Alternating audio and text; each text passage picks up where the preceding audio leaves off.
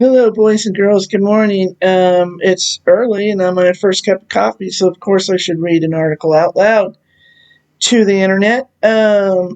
Mainly my subscribers and dear subscribers.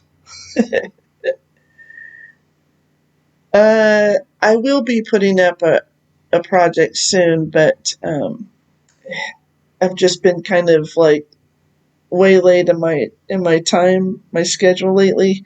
So I wanted to put it up this past weekend, like at least by yesterday, but it's not finished, so it's not going to happen. But it will soon, and but my apologies if you're expecting better from me. I'm kind of like in an education mode right now, though, so I'm just kind of going for this. Plus, I hate reading out loud. I really do. So it's a challenge for me, and it's one of the reasons I take it up. Apparently, I'm a masochist. Okay, so this is called theconversation.com. And who's this? The author is John Broich, assistant professor, Case Western Reserve University.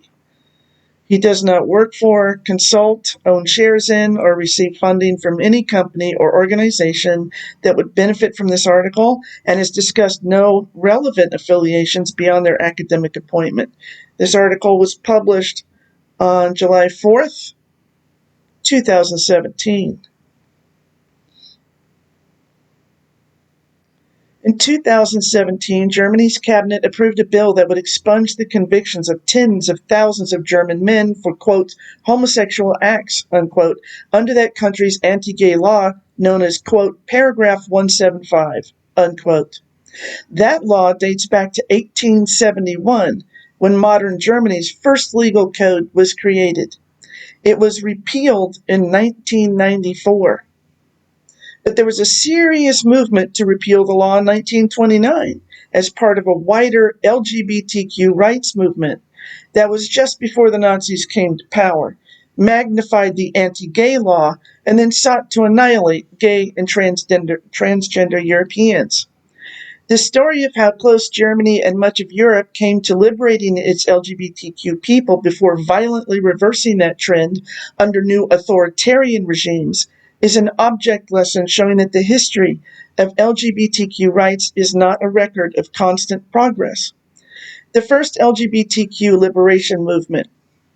In the 1920s, Berlin had nearly 100 gay and lesbian bars or cafes. Vienna had about a dozen gay cafes, clubs, and bookstores. In Paris, certain quarters were renowned for open displays of gay and trans nightlife. Even Florence, Italy had its own gay district, as did many smaller European cities. Films began depicting sympathetic gay characters. Protests were organized against offensive depictions of LGBTQ people in print or on stage. And media entrepreneurs realized there was a middle-class gay and trans readership to whom they could cater. Partly driving this new era of tolerance were the doctors and scientists who started looking at homosexuality and, quote, transvestism, unquote, a word of that era that encompassed transgender people, as a natural characteristic with which some were born, and not a, quote, derangement, unquote. The story of Lily Elba and the first modern sex change, made famous in the recent film, quote, The Danish Girl, unquote, reflected these trends. For example, Berlin opened its Institute for Sexual Research in 1919, the place where the word transsexual was coined, and where people could receive counseling and other services. Its lead doctor, Magnus Hirschfeld, also consulted on the Lily Elba sex change. Connected to this institute was an organization called the Scientific Humanitarian Committee, with the motto, quote, justice through science, unquote. This group of scientists and LGBTQ people promoted equal rights, arguing that LGBTQ people were not aberrations of nature. Most European capitals hosted a branch of the group which sponsored talks and sought the repeal of Germany's paragraph 175. Combining with other liberal groups and politicians, it succeeded in influencing a German parliamentary committee to recommend the repeal to the wider government in 1929. The backlash. While these developments didn't mean the end of centuries of intolerance, The 1920s and early 30s certainly looked like the beginning of the end. On the other hand, the greater outness of gay and trans people provoked their opponents. A French reporter, bemoaning the sight of uncloseted LGBTQ people in public, complained, quote, "The contagion is corrupting every milieu," unquote. The Berlin police grumbled that magazines aimed at gay men, which they called, quote, "obscene press materials," unquote, were proliferating. In Vienna, lectures of the in Vienna, lectures of the Scientific Humanitarian Committee might be packed with supporters, but one was attacked by young men hurling stink bombs. A Parisian town councilor in 1933 called it a, quote, "moral crisis," unquote, that gay people, known as, quote, "inverts," unquote, at that time, could be seen in public. "Far be it from me to want to turn to fascism," the councilor said. "But all the same, we have to agree that in some things these regimes have sometimes done good. One day, Hitler and Mussolini woke up and said, 'Honestly, the scandal has gone on long enough,' and the inverts were chased out of Germany and Italy the very next day." Unquote. The ascent to fascism. It's this willingness to make a blood sacrifice of minorities in exchange for, quote, "normalcy," unquote, or prosperity that has observers drawing uncomfortable comparisons between then and now. In the 1930s, the Depression spread economic anxiety, while political fights in European parliaments tended to spill outside into actual street fights between left and right. Fascist parties offered Europeans a choice of stability at the price of democracy. Tolerance of minorities was destabilizing, they said. Expanding liberties gave, quote, "undesirable," unquote, people the liberty to undermine security and threaten traditional, quote, "moral," unquote, culture. Gay and trans people were an obvious target. What happened next shows the whiplash speed with which the progress of a generation can be thrown into reverse. The nightmare. One day in May 1933, pristine white-shirted students marched in front of Berlin's Institute for Sexual Research, that safe haven for LGBTQ people, calling it, quote, "un-German," unquote. Later, a mob hauled out its library to be burned. Later still, its acting head was arrested. When Nazi leader Adolf Hitler needed to justify arresting and murdering former political allies in 1934, he said that they were gay. This fanned anti-gay zealotry by the Gestapo, which opened a special anti-gay branch. During the following year alone, the Gestapo arrested more than 8,500 gay men, quite possibly using a list of names and addresses seized at the Institute for Sexual Research. Not only was paragraph 175 not erased, as a parliamentary committee had recommended just a few years before, it was amended to be more expansive and punitive. As the Gestapo spread throughout Europe, it expanded the hunt. In Vienna, it hauled in every gay man on police lists and questioned them, trying to get them to name others. The fortunate ones went to jail. The less fortunate went to Buchenwald and Dachau.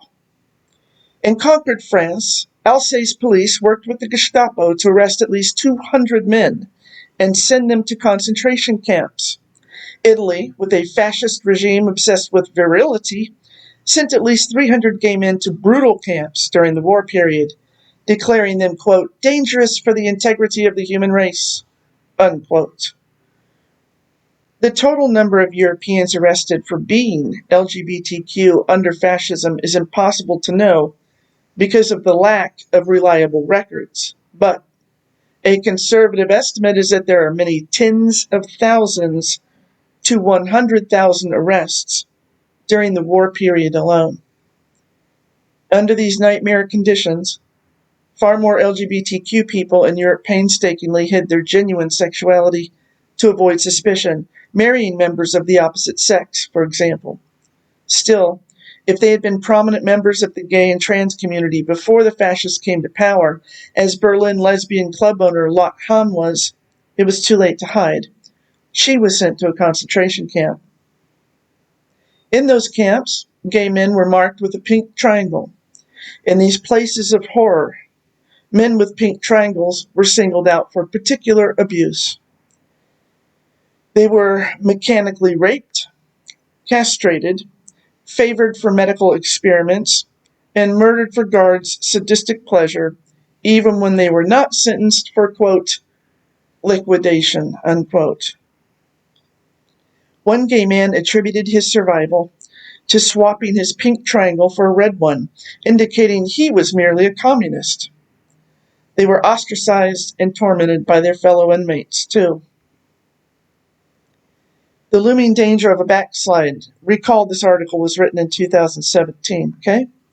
This isn't 1930s Europe, and making superficial comparisons between then and now can only yield superficial conclusions, but with new forms of authoritarianism entrenched and seeking to expand in Europe and beyond, it's worth thinking about the fate of Europe's LGBTQ community in the 1930s and 40s. A timely note from history as Germany approves same-sex marriage, and on this first anniversary of Obergefell versus Hodges. In 1929, Germany came close to erasing its anti-gay law, only to see it strengthened soon thereafter. Only after a gap of 88 years are convictions under that law being annulled. What do historians think about the apparent resurgence of authoritarianism in certain quarters? Quote, the LGBTQ community in the U.S. isn't facing now the kind of anti-homosexual campaign unleashed by the Nazis in the 1930s, yet, quote, there does seem to be something about populist and xenophobic nationalism that inclines it to scapegoat sexual and gender minorities, unquote. Robert Beachy, Underwood International College, author of Gay Berlin. Lori Marhofer, University of Washington, author of Sex in the Weimar Republic, says, quote, there's no toleration of queers and trans people that naturally grows over time, just as white racism doesn't necessarily dissipate over time. The fact that many gay men were in what they thought was a better position in 1933, living more open lives, for example, put them in a worse position when the Nazi persecution started, unquote. Jeffrey Giles from the University of Florida says, we need to be on our guard, but it is very clear that the younger generations today mostly embrace and welcome their LGBT friends and colleagues and would object vocally to any punitive action. This generational shift in attitudes among straight people may be what can prevent a pushback. That was not present in 1930s Germany, unquote.